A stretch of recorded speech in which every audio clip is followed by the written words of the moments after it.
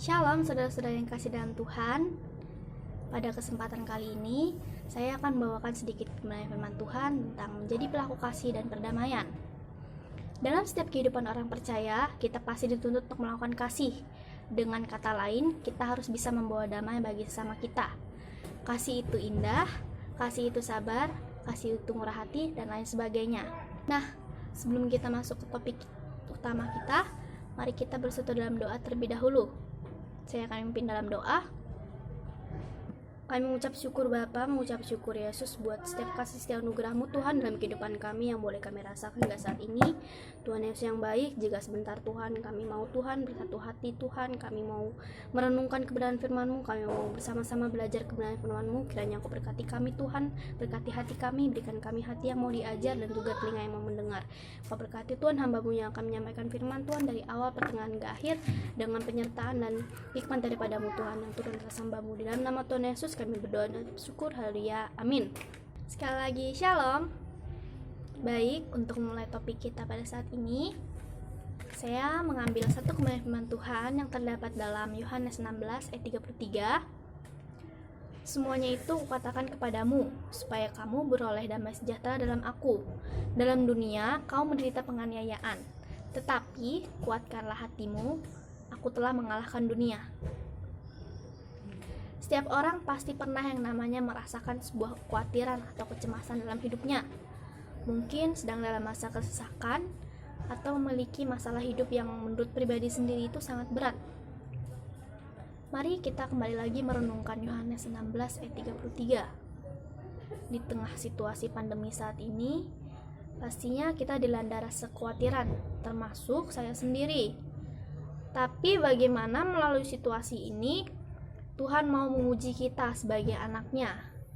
Apakah kita tetap memiliki pengharapan dalam Dia dan tetap memiliki kasih sebagai anaknya? Sebagai contoh, saya ambil satu kasus yang sering terjadi saat ini, yaitu penolakan jenazah pasien COVID-19 oleh warga karena dianggap membawa virus.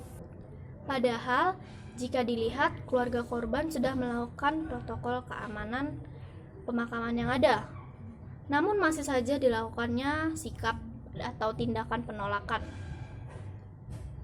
Tindakan negatif yang dilakukan seperti menolak dan tidak mau mencerminkan kasih dalam kehidupan kita bukanlah ciri dari anak-anak Allah atau bukanlah ciri-ciri dari orang-orang percaya.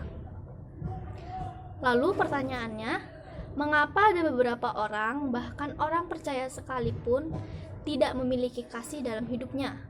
Sebenarnya salah satu faktornya adalah karena mereka belum merasakan kasih damai anugerah dari Allah. Mereka hanya mengenal Allah, tetapi tidak mengerti kehendak dan pribadi Allah. Jadi seperti ibarat sedang dihimpit rasa kekhawatiran dan pergumulan.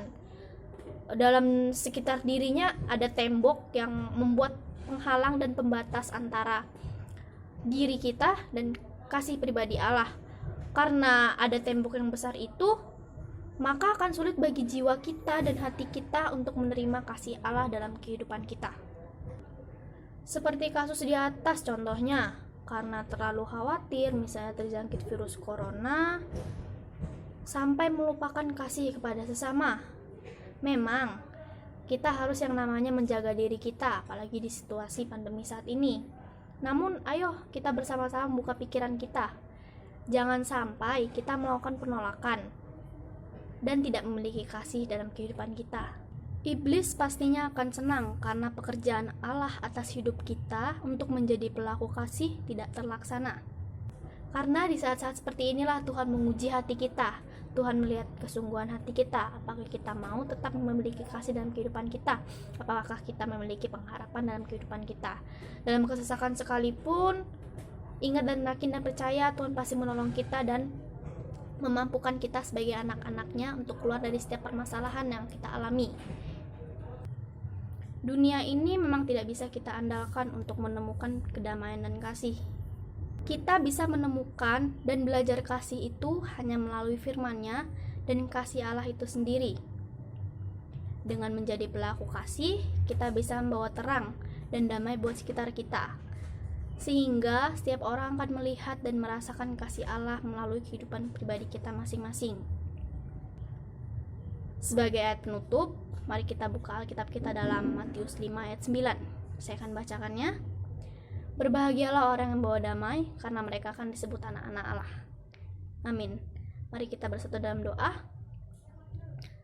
Kami mengucap syukur Bapa, mengucap syukur Yesus buat setiap bimbingan-Mu Tuhan. Selama kami Tuhan tadi merenungkan kebenaran firman-Mu, kiranya Engkau berkati kami Tuhan. Kami mau katakan Tuhan, kami menjadi anak-anak-Mu Tuhan, anak-anak membawa terang, anak-anak menjadi pelaku kasih Tuhan dimanapun kami berada.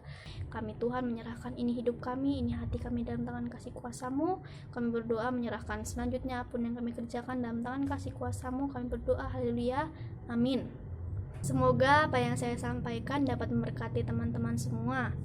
Dan jangan lupa kita harus bisa menjadi pelaku kasih dan membawa damai bagi sekitar kita. Sekali lagi saya ucapkan terima kasih. Shalom.